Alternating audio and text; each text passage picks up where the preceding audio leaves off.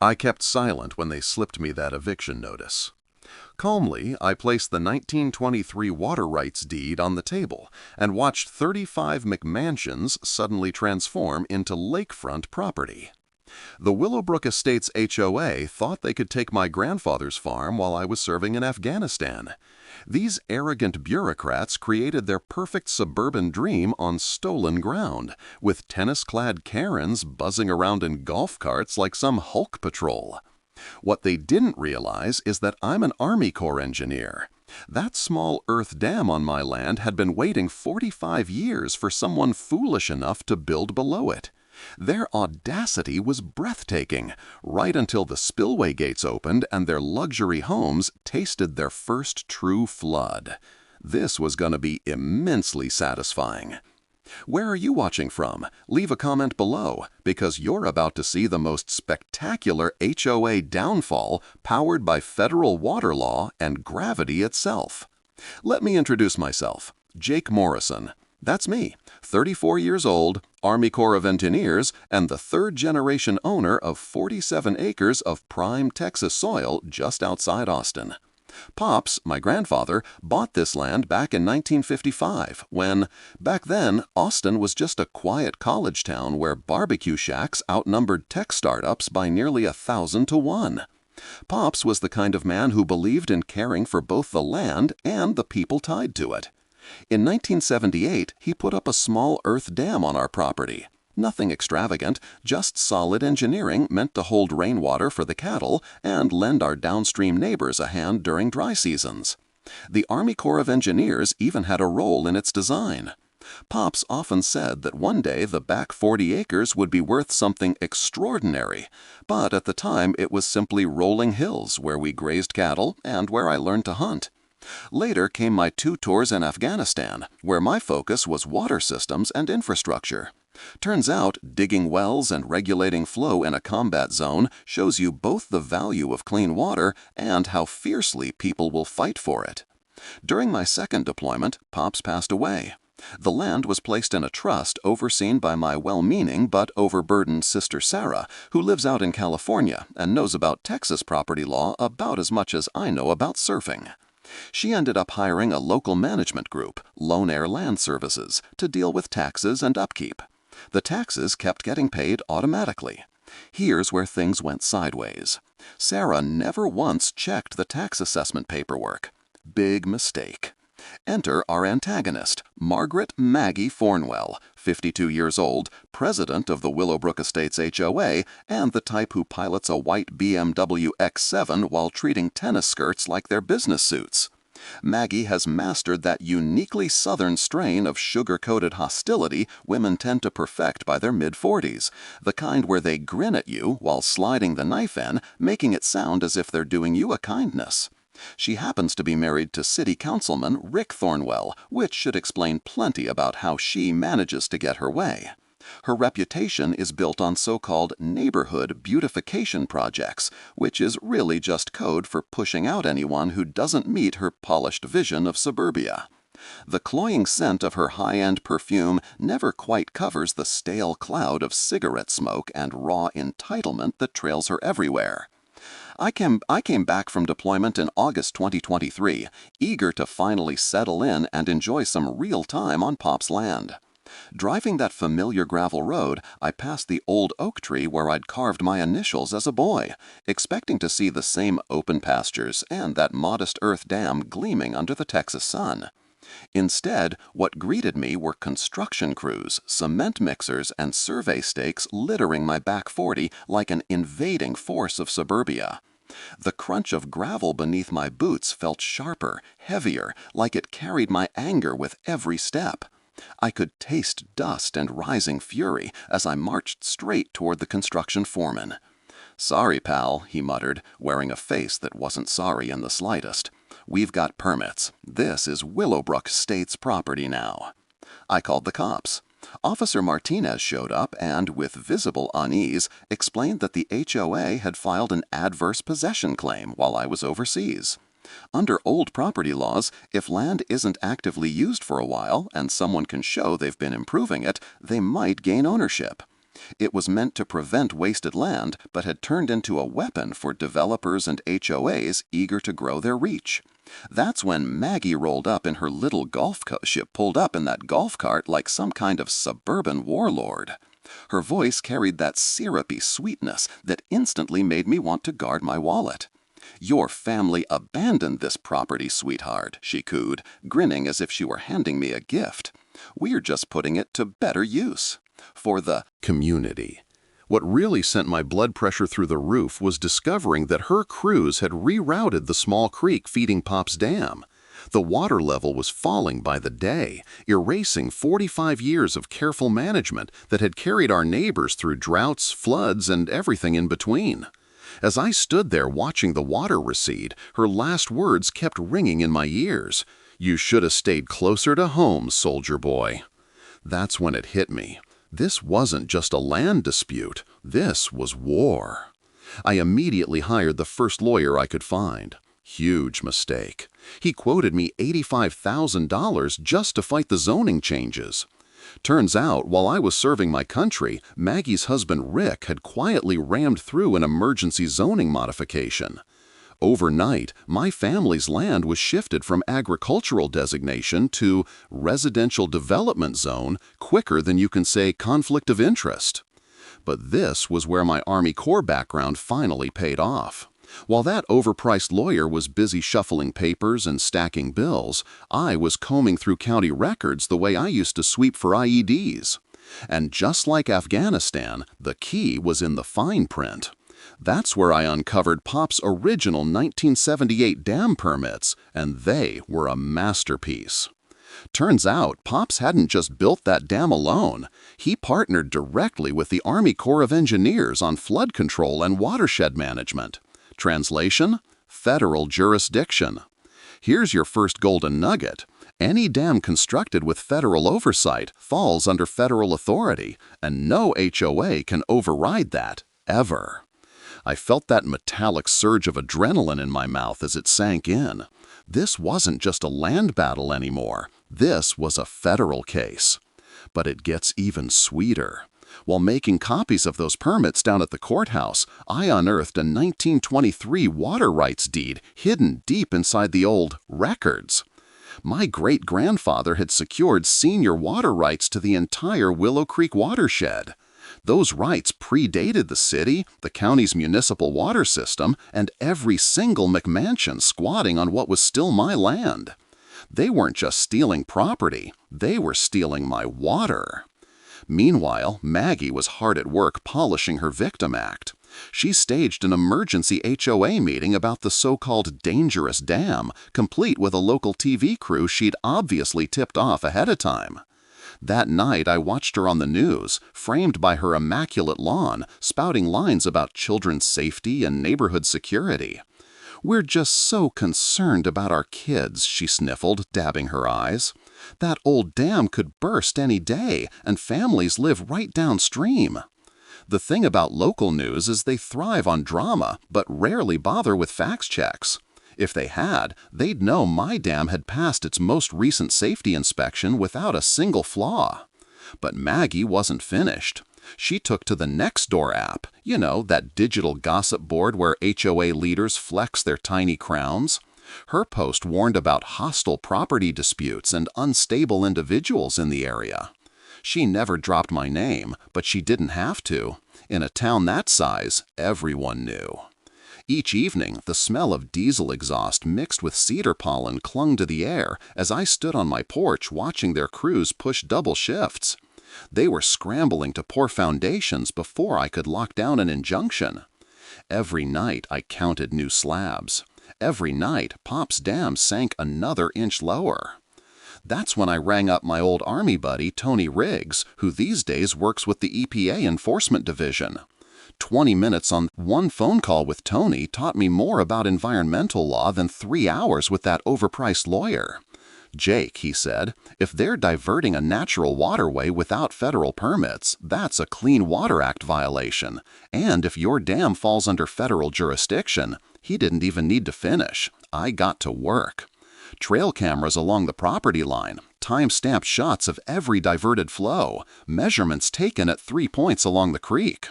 Sarah rang from California, pleading with me to just take the payout and move on.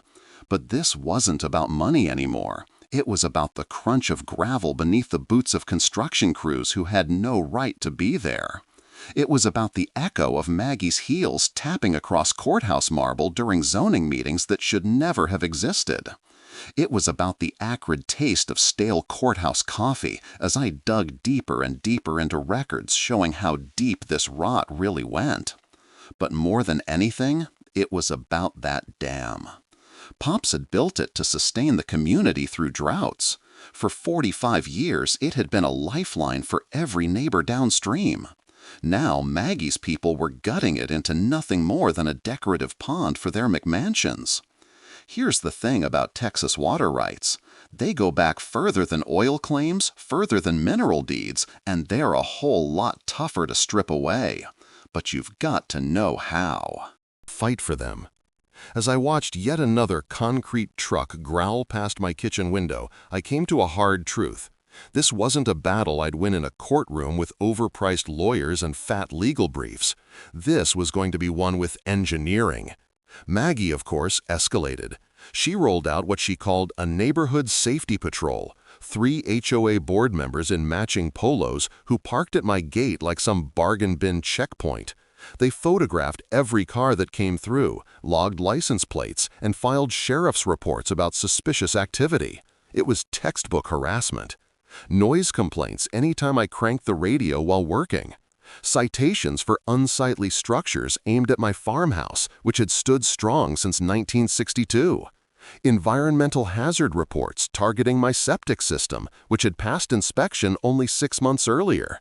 But the lowest blow came courtesy of Rick.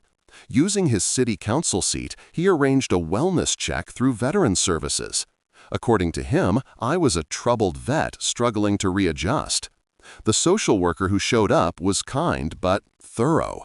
She ticked every box on her clipboard, while Maggie lingered nearby in her golf cart, overseeing the whole thing like it was some kind of military drill. That's when the full-scale bureaucratic assault hit.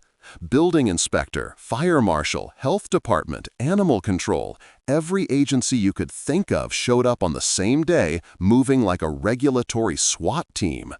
Each one managed to discover minor violations that demanded costly fixes. The building inspector, who, not coincidentally, was one of Rick's drinking buddies, announced my front porch needed $8,000 in foundation repairs. I knew the squeeze play instantly. Same tactic we'd seen in war zones: bury local leaders under layers of red tape until they cave. But 2 could play that game. While they buried me in citations, I made some calls of my own. Tony Riggs at the EPA perked right up when I told him Maggie's HOA had never filed the federally required wetlands assessment before rerouting Willow Creek. And here's the kicker. Any development that alters a natural waterway needs federal environmental clearance, even on private land. The fines for skipping that paperwork, they start at $50,000 a day. The smell of curing concrete in the Texas heat greeted me each morning as a reminder that time was slipping away. But my digging was starting to uncover things Maggie never saw coming. I found out their entire subdivision sat smack in what the Army Corps labeled a 100-year floodplain. At first, insurance companies wouldn't even touch them until the HOA produced a flood mitigation plan. Their brilliant fix? Permanently reroute Willow Creek away from the shiny new homes and let it wash over my property instead. Here's your second knowledge nugget. Insurance fraud tied to development projects doesn't just rack up civil penalties, it often comes with criminal charges. When builders lie about flood risk to score coverage, it's federal mail fraud. And the deeper I went, the clearer it became that this wasn't Maggie's first scheme. Back in Houston, her last HOA had been slapped with a $2.3 million EPA fine for pulling the exact same creek diversion stunt. She skipped town just before the prosecutors closed in and planted herself here in Austin to find fresh prey. Meanwhile, she was whispering about my mental health, painting me as violent and unstable. She even hired a private investigator to comb through my service record and launched a petition demanding the city condemn my land as a public hazard. "We have children in these neighborhoods," she told the local paper. "We can't have unstable individuals threatening our safety." But while she was busy polishing her Victim Act, I was busy building alliances. Through online forums, I connected with other HOA casualties and uncovered a pattern. Over the last 3 years, Maggie's HOA had swallowed 6 smaller properties using the same playbook: relentless pressure, harassment campaigns, bureaucratic chokeholds, and zoning changes that, surprise, always ended up lining Rick's pockets through his construction firm. I joined forces with my elderly neighbor, Mrs. Chen, whose family garden had withered ever since the creek was diverted. I met Miguel Santos, whose family farm had been zoned out of existence by Rick just 2 years prior. These weren't isolated squabbles, they were pieces of a systematic land grab stretching years. The rumble of heavy machinery vibrating through my farmhouse floorboards became a daily reminder of what I was fighting to protect. Each morning, I counted concrete trucks rolling past my kitchen window. Each evening, I logged evidence of the water theft that was choking Pop's dam to death. But I was preparing too. I mounted flow meters at the dam outlet and along the diversion points. I tracked the exact volume siphoned away, 1,200 gallons per day, worth $47,000 annually in agricultural revenue. Water rights. The gritty bite of sand, the grit of creekbed sediment crumbling between my fingers told the story more clearly than any attorney ever could.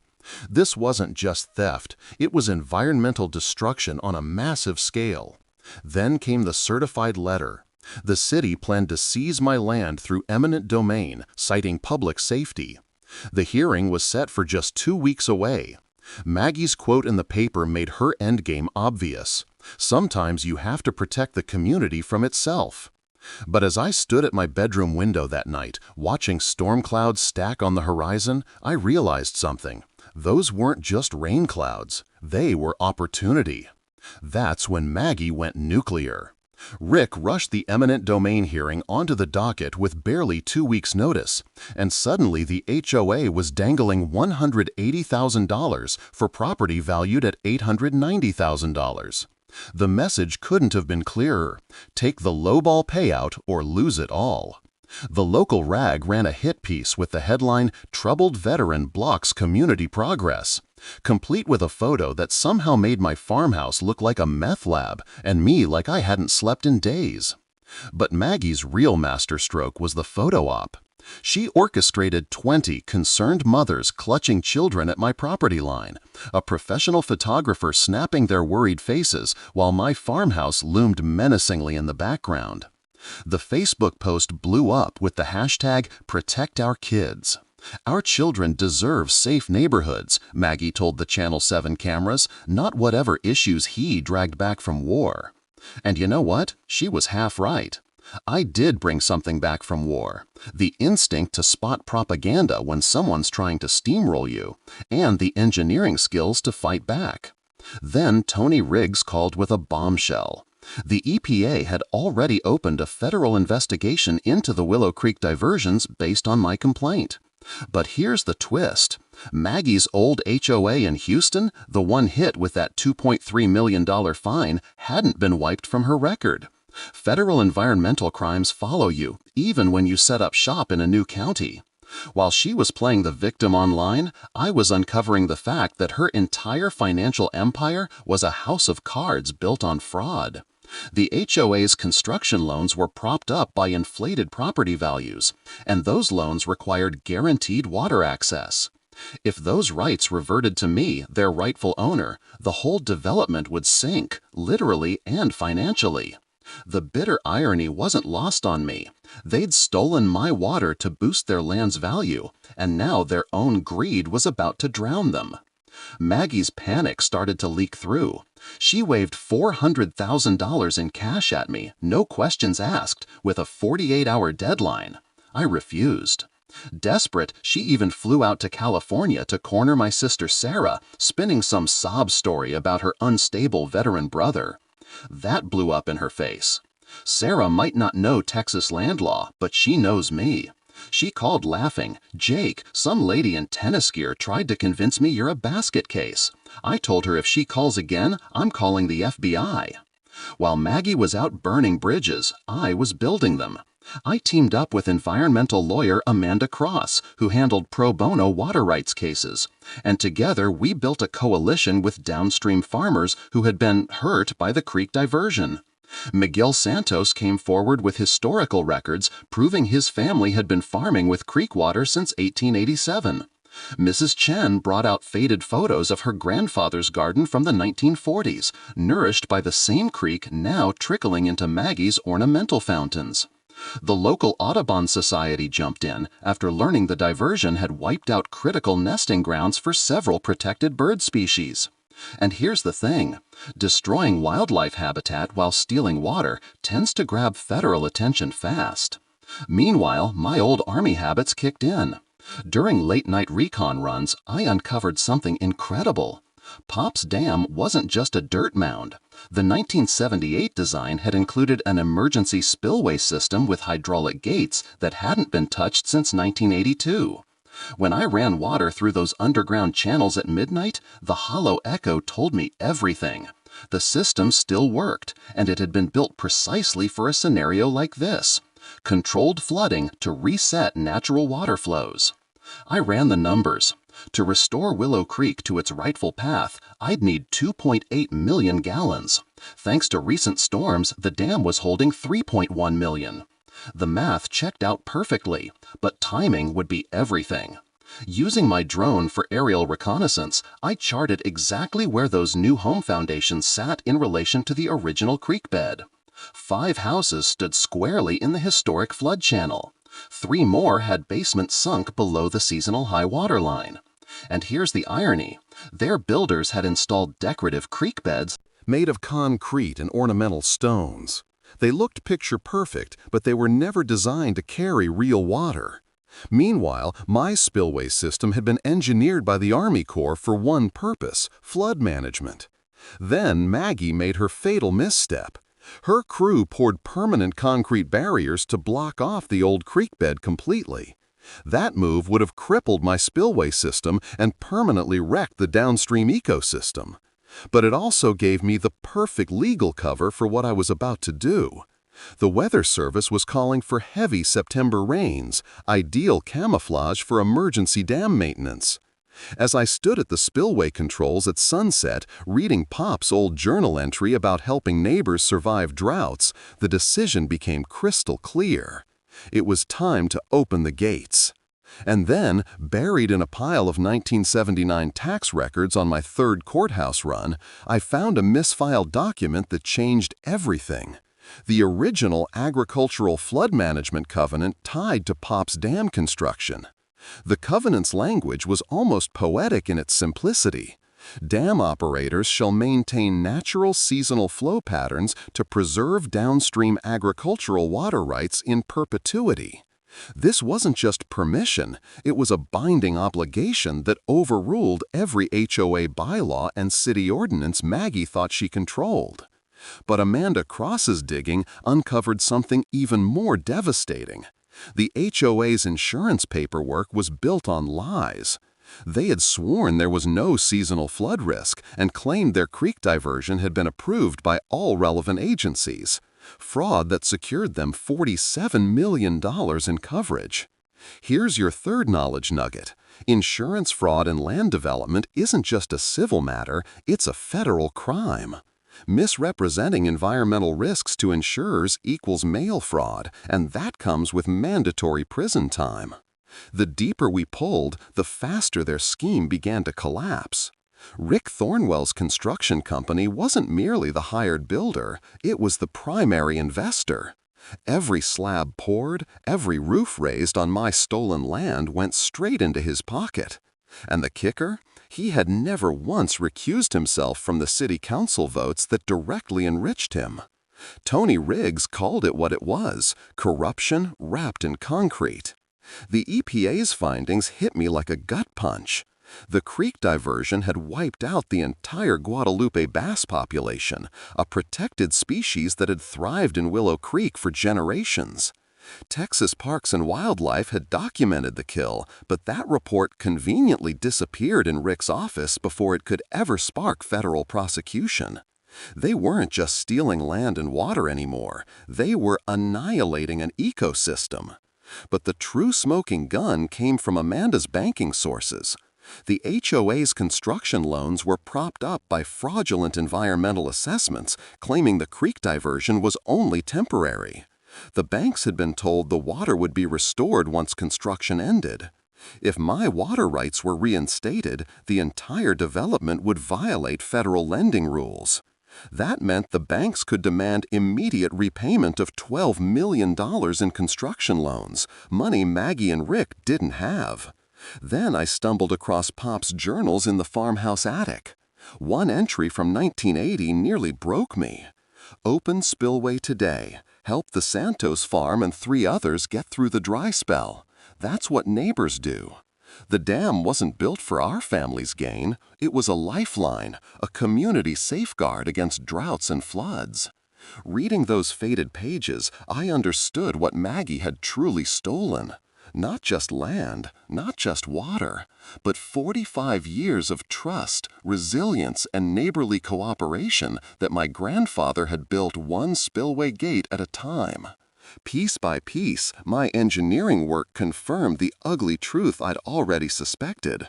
Maggie's creek diversion wasn't just theft, it was a ticking time bomb. The redirected flow was creating an upstream flood hazard, and with heavy rains, it would push straight back into residential neighborhoods.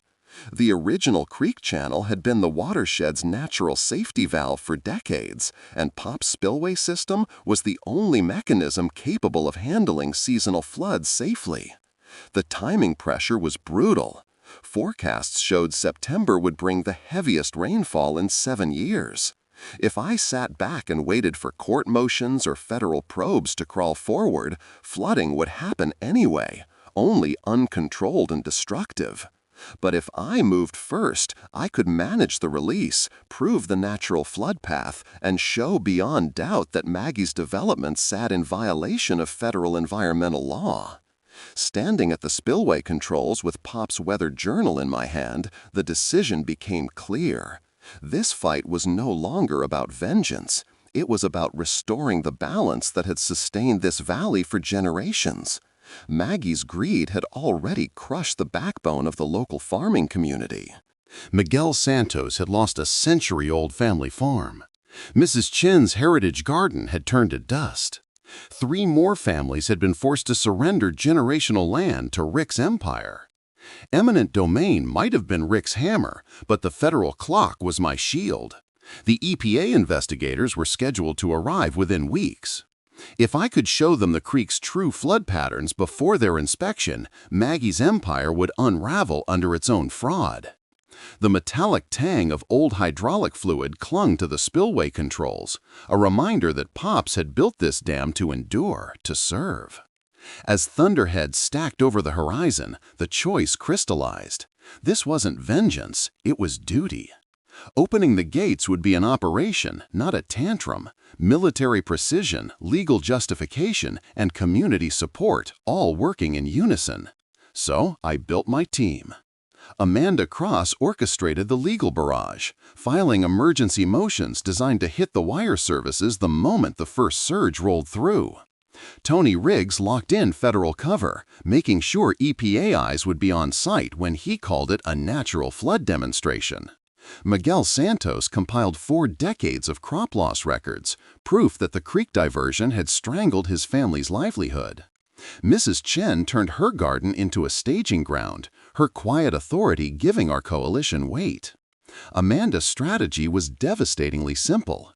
The dam covenant required me to restore seasonal flow for agriculture. Not only were we not breaking the law, we were fulfilling it. Here's your next knowledge nugget. Agricultural water rights, especially when backed by century-old usage records, often override modern residential zoning. My preparation? Pure Army Corps. I mapped every gate movement, every cubic foot of discharge, every flow rate against topography.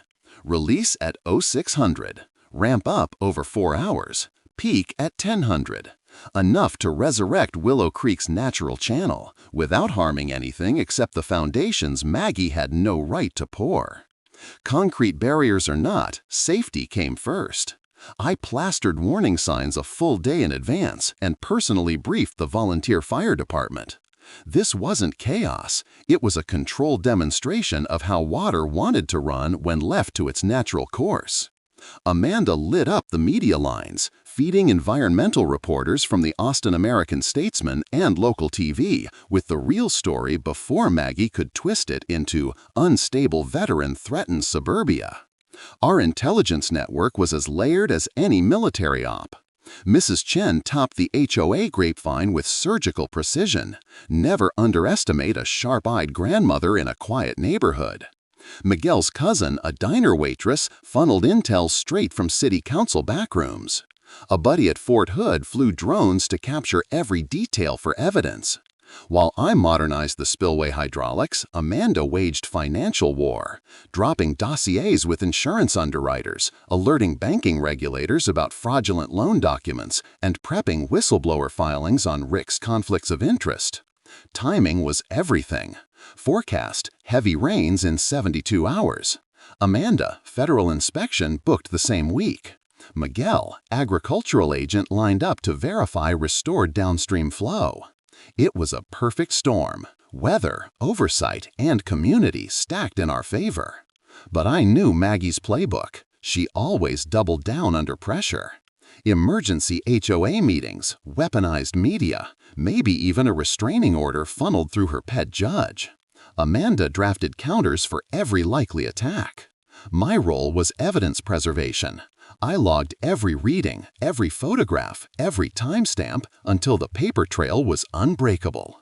I compiled exhaustive photo evidence of the creek diversion, captured video testimony from every farmer and neighbor impacted, and gathered historic photographs proving the original channel and its seasonal floods. Amanda locked it all into federal filings, creating a protective legal shield. Our safety protocols left no angle uncovered, coordinated with the volunteer fire crew, delivered bilingual notices to downstream residents, and even drafted an evacuation plan we'd never need, purely to show responsible management. Meanwhile, Amanda unleashed financial shockwaves. She tipped off state regulators about shady construction loans, alerted the Texas AG to insurance fraud, and prepared a civil RICO action to expose the racketeering pattern.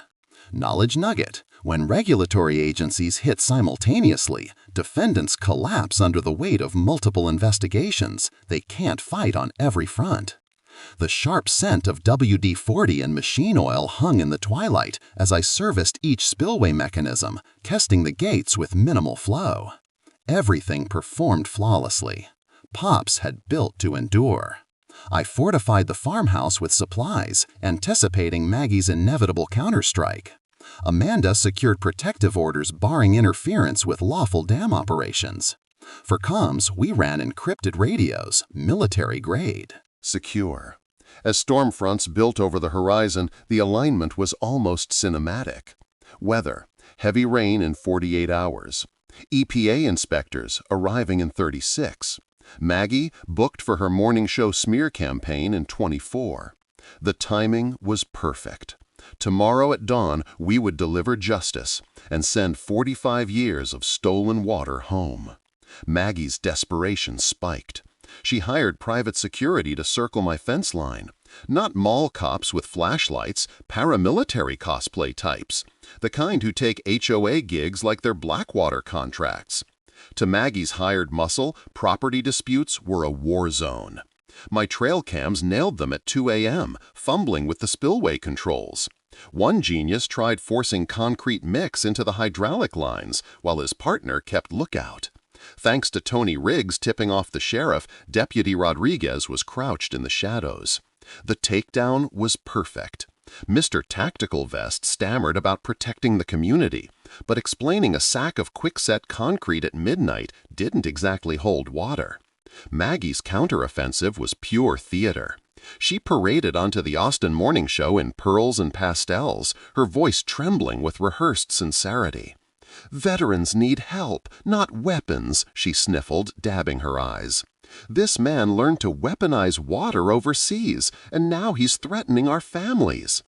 Rick followed with his expert testimony as a city engineer, conveniently skipping the fact that my dam had passed every inspection for 45 years. But while Maggie spun victimhood on live TV, I was stacking hard evidence. Every break-in attempt, every act of sabotage, every trespass was documented and time-stamped. My surveillance training made sure of it. Then Tony dropped the bombshell. Federal investigators had been wiretapping Rick's office for weeks as part of a corruption probe. Their desperation wasn't just obvious, it was dangerous. And right on cue, the next blow landed. Rick rushed an emergency restraining order hearing onto the docket for 6 a.m., betting we'd be caught flat-footed. Presiding judge? His old golf partner, Henry Walsh. Walsh, Rick's golfing buddy and a $15,000 campaign donation recipient, gladly scheduled the emergency public safety motion. Amanda uncovered the financial tie and filed for his recusal, but we knew the outcome was rigged. If they couldn't stop me through clean law, they'd weaponize a crooked bench. Meanwhile, Maggie staged her biggest stunt yet, a neighborhood safety patrol.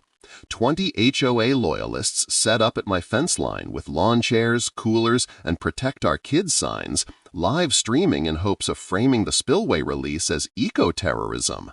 The optics were straight out of her playbook, smilin' families versus the unstable veteran with a dam. But Miguel Santos wasn't idle. He rallied 30 farmers and their families under the banner of agricultural water restoration. Mrs. Chan organized a counter-demonstration, complete with black and white photographs proving the creek's natural course long before McMansions sprouted. Amanda recruited the Sierra Club and Audubon Society to observe, ensuring national eyes on the standoff. Two narratives now stood poised to clash: veteran endangers families versus community defends water rights. And then came the most sinister move yet.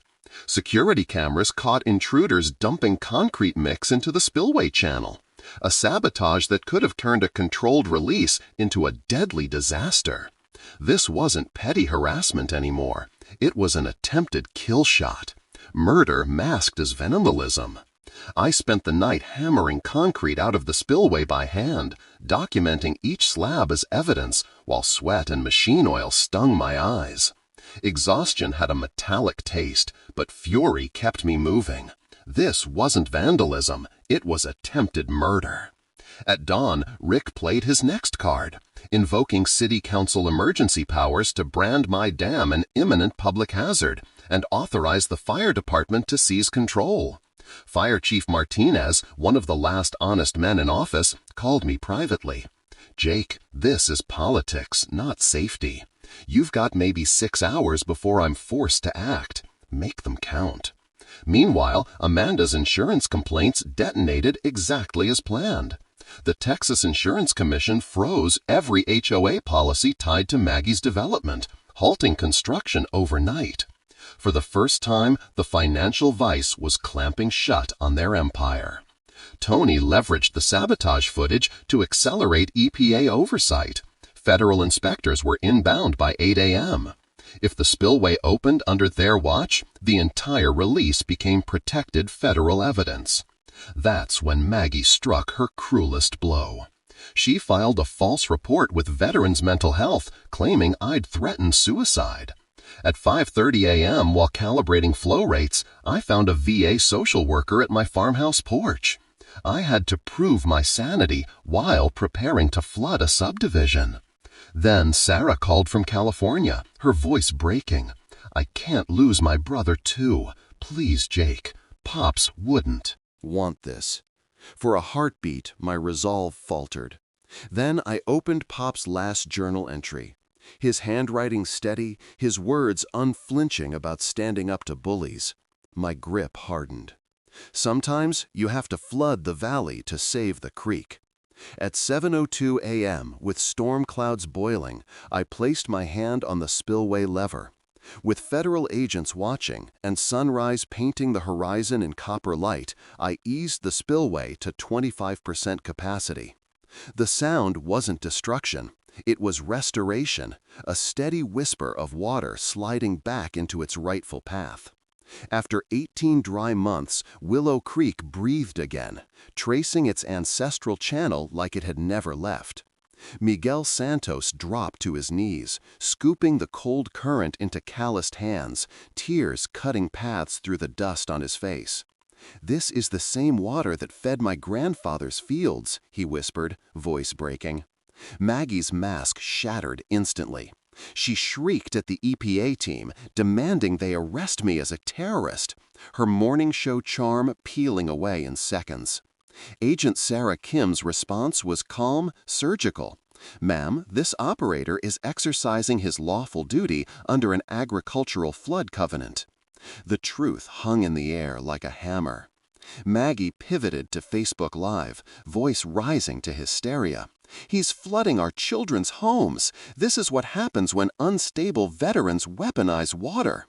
Except the evidence betrayed her in real time. The creek wasn't overrunning subdivisions, it was flowing precisely within its historic bed, the very path her development had illegally dammed. News choppers captured the unfolding spectacle, while reporters interviewed farmers downstream about their restored water.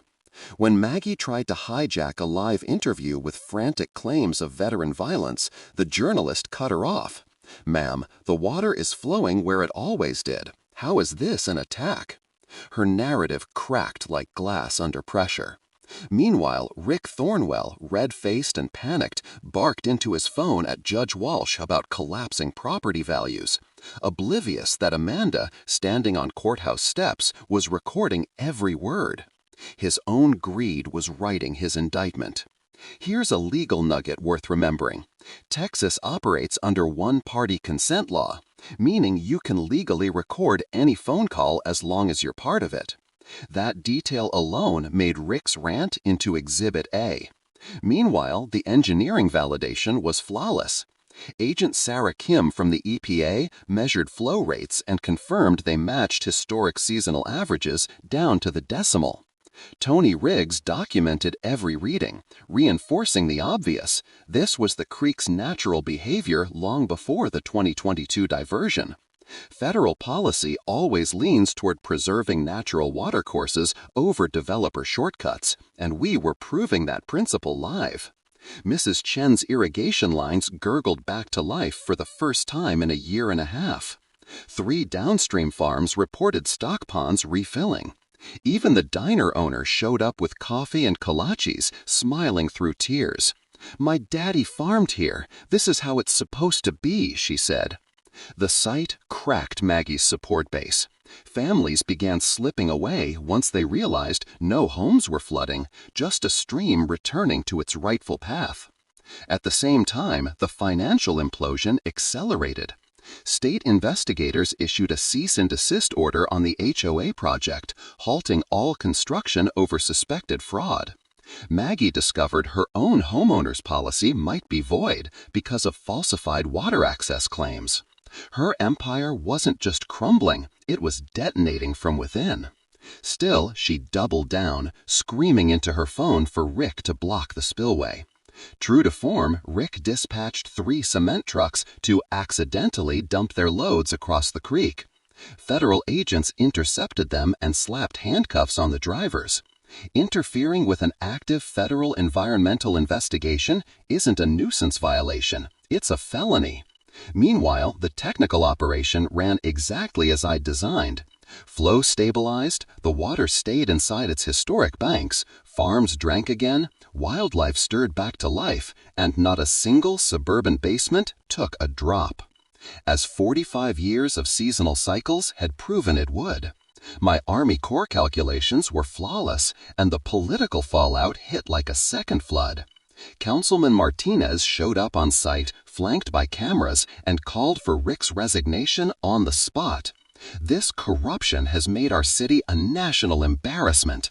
"You're finished," he declared, his words broadcast live across Texas. Federal investigators wasted no time expanding their probe, layering potential RICO charges over the existing environmental fraud. Later, Tony grinned as he told me, "That was the smoking gun, Jake. They can't wriggle out of this. Not this time." The sweetest blow landed when Maggie realized her $2.3 million investment portfolio was now worthless without the stolen water rights. She shrieked across the creek, mascara running in streaks. "You've destroyed everything! 35 families!" My voice was steady, deliberate, and loud enough for every microphone present. "No, ma'am, I restored everything. Your families can buy water rights legally, just like everyone else always had to." She stormed away, vowing federal lawsuits that never came. By then, the community had already reclaimed the narrative. Miguel's extended family rolled in with tamales and cold beer, while Mrs. Chin led a traditional tea ceremony to bless the creek's return. It hit me then, this wasn't about revenge at all. It was about rebuilding the kind of community Pop had cultivated, one act of neighborly service at a time. The media flipped overnight. What started as troubled veteran threatens neighborhood morphed into community restores stolen water. Environmental groups praised the spillway release as a textbook example of ecosystem recovery. Even the most cynical reporters admitted sometimes the truth flows back into its channel as naturally as water finding its way home, is the most powerful weapon in land disputes. Judges may ignore emotions, experts may argue, but certified covenants and federal testimony crush speculation like a boot on dry clay. Amanda laid it out clean. "Your Honor, my client did not flood anything.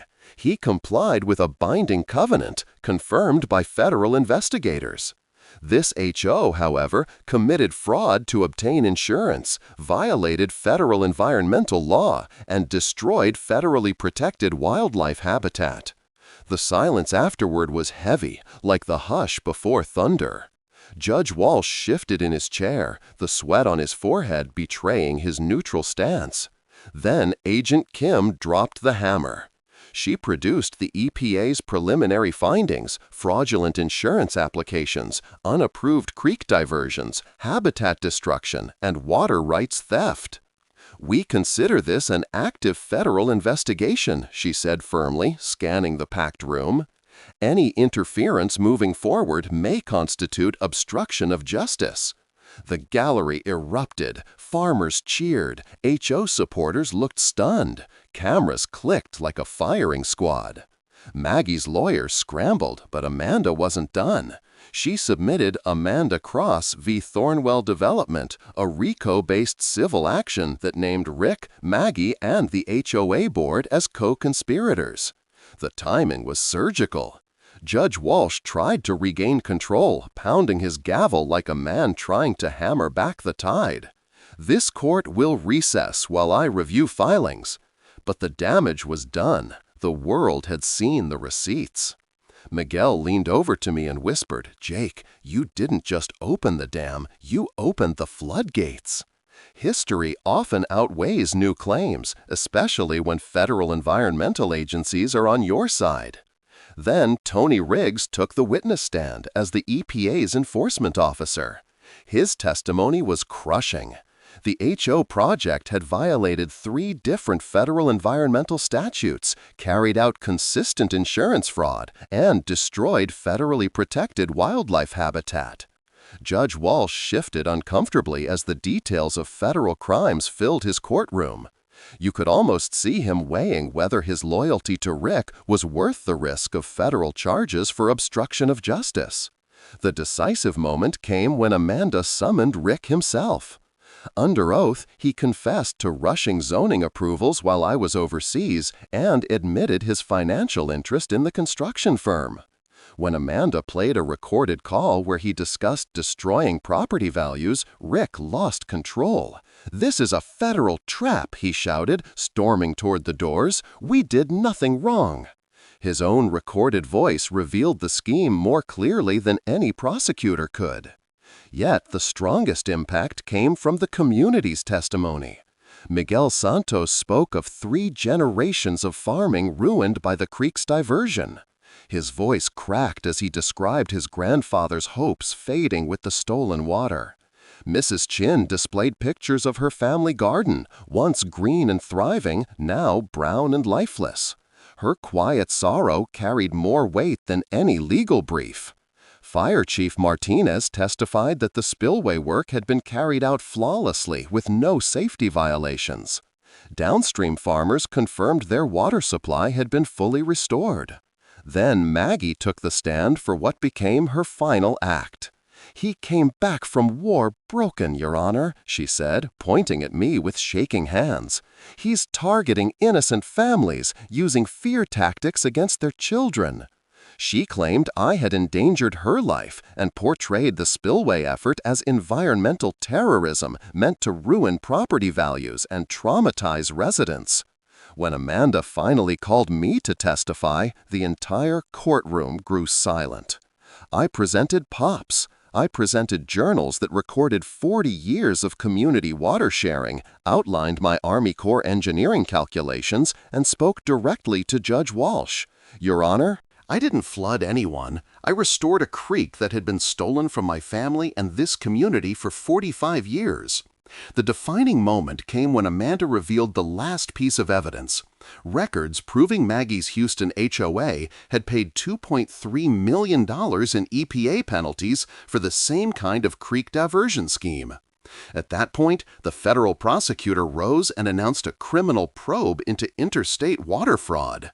The courtroom erupted as the scale of corruption became undeniable. Judge Walsh had no alternative. He dismissed all requests for restraining orders, ruled my spillway operation both lawful and beneficial, and ordered the HOA to stop interfering with federal environmental investigations. His warning to Rick was sharp. This court will not obstruct legitimate federal enforcement. As federal agents led Rick away while banking investigators served new warrants, Maggie was surrounded by reporters with no escape. She refused to answer questions and sped off in her BMW, probably already calling movers. I walked out to cheering farmers, environmental advocates, and townsfolk who had witnessed justice flowing like water returning to its natural path.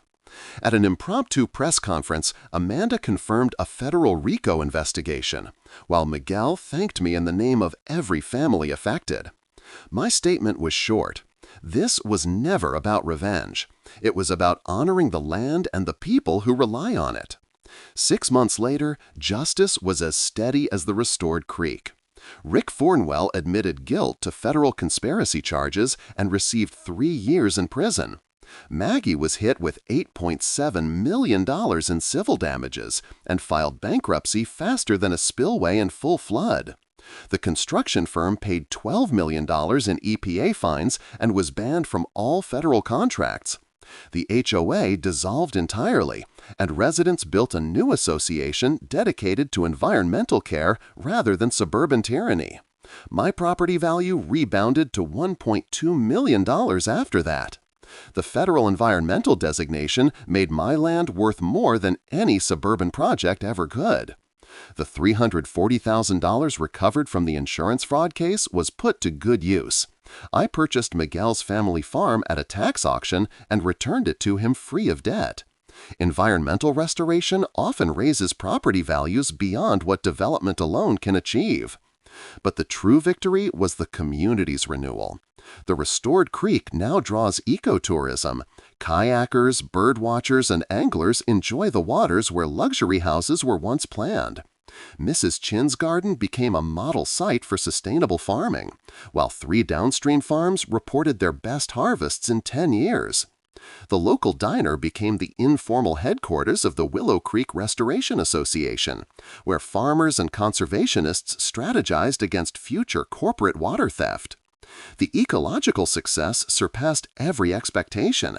Protected Guadalupe fish populations returned to pre-diversion numbers within 4 months.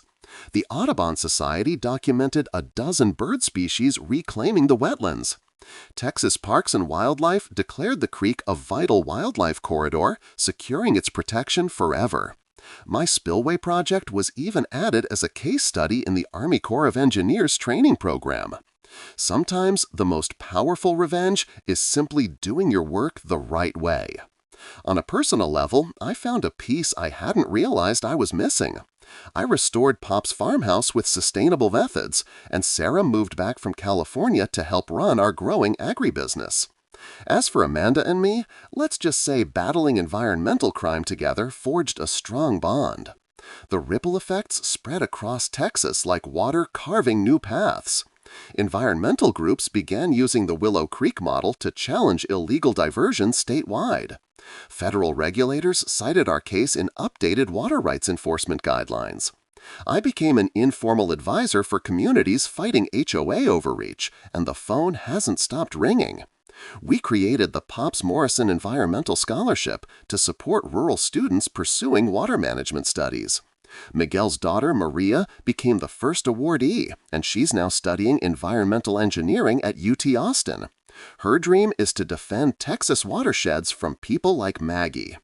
Each year, the Creek Days Festival honors restoration and resilience with local food, conservation workshops, and veteran services.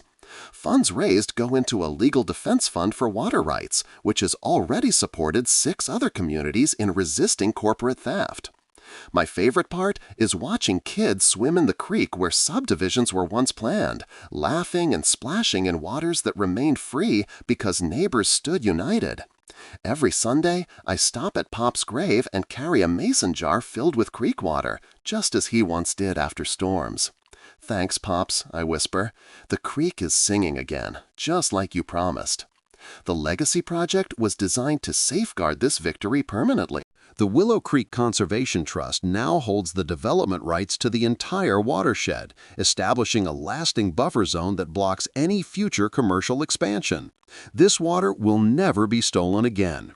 And here's the ironic ending: Maggie's Houston HOA ended up facing federal RICO charges as a direct result of our case. Soon after, 147 families across 3 states filed their own water rights lawsuits, demanding restoration. What began as one veteran's struggle grew into a nationwide movement for environmental justice. Each evening from my porch, watching the creek flow where it was always meant to, I'm reminded that some battles are worth giving everything for. Sometimes you have to flood a valley to save a stream. But it's never a fight you take on alone. It's one alongside your neighbors, your community, and all those who believe clean water belongs to everyone, not just those with deep pockets and corrupt city hall ties. If you're battling HOA overreach, environmental damage, or bureaucratic intimidation, don't quit. Keep records, build alliances, and remember, the law is on your side when you're defending the land for generations yet to come. Share your HOA nightmare in the comments. I read every one and reply when I can, because these struggles are easier when we back each other up. Subscribe if you want more stories of communities standing up to corruption and winning. And remember this: your voice matters, your vote matters, and yes, your creek matters too. Next week, I'll tell you about the city that tried to steal my neighbor's solar farm, so she cut power to City Hall during the mayor's wedding. That's a tale of another kind of power, and how one engineer shut down municipal corruption in style. Water finds a path, justice finds a path, and communities that fight together always win together. Willow Creek runs free, folks, and it always will.